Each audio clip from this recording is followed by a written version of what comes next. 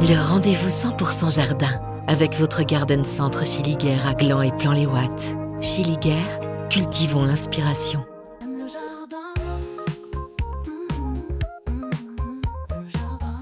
Aime le jardin avec Christophe Nanceau. Rouge, jaune, verte, orange, parfois même noire de Crimée, les tomates sont les reines de nos potagers. Mais savez-vous tout sur ce légume qui est en fait un fruit? Pour lever le mystère sur les tomates, Jean-Denis Villemain, responsable monde végétal au Garden Centre Chiliguère à Gland, est avec nous.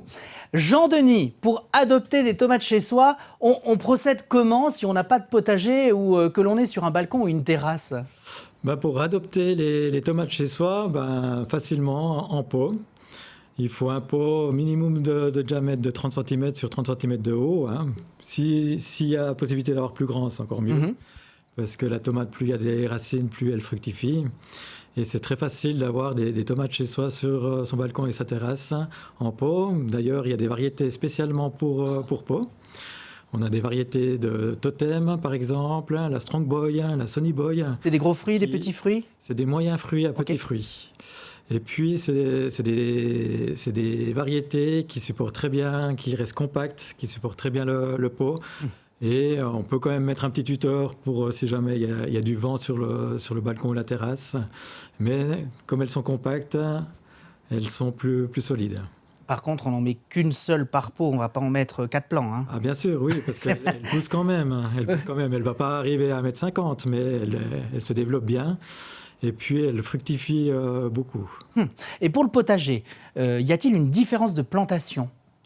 Pour le potager, il n'y a pas de différence de plantation. La différence qu'il y a, elle aura plus de place pour ses racines, donc plus de fruits. Et puis pour l'arrosage aussi, la pleine terre garde plus l'humidité que le pot. C'est vrai qu'une tomate en pot, il faudra régulièrement l'arroser 1, 2 fois, 3 fois par semaine, à voir le climat qu'on aura cet été.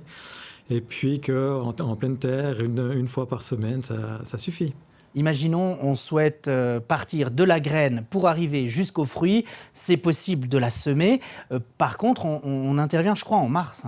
Exactement, oui. On intervient en mars pour la graine, pour le semis. Plutôt en intérieur, parce que la tomate est frileuse. Donc, si vous la semez à l'extérieur au mois de mars, elle ne va pas germer.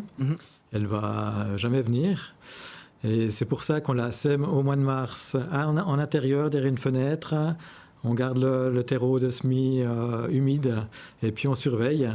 Et dès que les feuilles apparaissent, les 2 premières feuilles, des cotylédons, on peut prendre les tomates de leur caissette de semis et les repiquer dans un pot et attendre qu'elles poussent pour pouvoir la planter dans le jardin. Après les seins de glace, attendez les seins de glace parce que... Donc on le rappelle, les seins de glace, c'est ces fameux 3-4 jours qui ont lieu vers la mi-mai. Donc on se dit, à partir du 15 mai, c'est bon, on peut y aller. Exactement, oui. Toutes les plantes qui sont un peu frileuses, vaut mieux attendre cette période-là et attendre aussi que la terre se réchauffe. C'est important d'attendre que la terre se réchauffe, comme ça on les plante qu'une fois. Et au niveau des variétés, Jean-Denis, vous en avez certaines qui sont vos préférées? Alors, il y a plusieurs, comme vous avez dit en préambule. Toutes les couleurs, ça c'est extraordinaire. Quand on a un plat de tomates sur la table avec toutes les couleurs, ça fait envie de déguster. J'ai une préférée quand même, qui est la Brandywine. Ok, elle est quelle couleur? Elle est rouge-rose. C'est un gros fruit, bosselé, de forme bosselée, avec une texture qui est dense et puis très juteuse. On peut la déguster fraîche comme en sauce. Wow. C'est une excellente tomate. Bon, de toute façon, la tomate nous permet de faire vraiment toutes sortes de choses en cuisine, mais voire même aussi en conservation. C'est ça qui est génial avec ce fruit. Et on n'oublie pas, on attend toujours la fin des seins de glace avant de les mettre en place, c'est-à-dire mi-mai. Merci Jean-Denis Villemain, responsable végétal au Garden Centre Chiliguère à Gland, de nous avoir livré ses secrets pour réussir, j'en suis sûr, à coup sûr, la culture de vos tomates. Le rendez-vous 100% jardin avec votre Garden Centre Chiliguère à Gland et Plan-les-Ouates. Chiliguère, cultivons l'inspiration.